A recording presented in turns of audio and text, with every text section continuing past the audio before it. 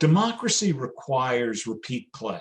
It requires a sense that we're in some kind of long game together. And if you win today, well, then maybe I'll win tomorrow.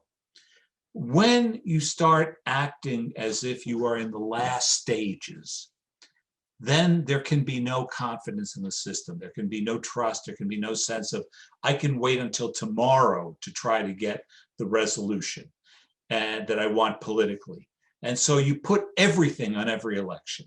So every election becomes fraud. Every election can give rise to its January 6th moments. Every election is the attempt to attack the state institutions that have conducted the election.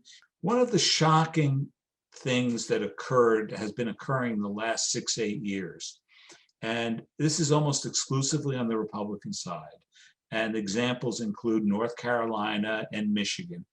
The Republicans will lose an election for the governor, let's say.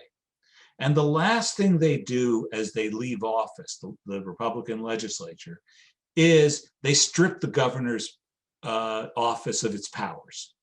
If you look at what these bills do, which is a little bit different than just regulating the ability to vote, they also remove power from the secretaries of state. They remove power from election officials, and they give the legislative majority increased capacity to declare an election null and void or to substitute judgments for independent election administrators.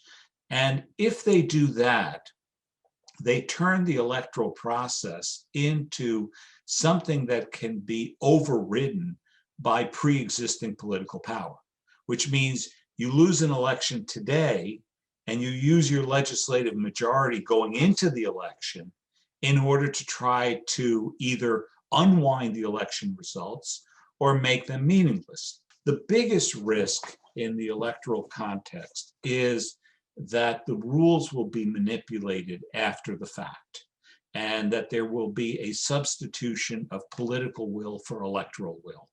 And that's the end of democracy.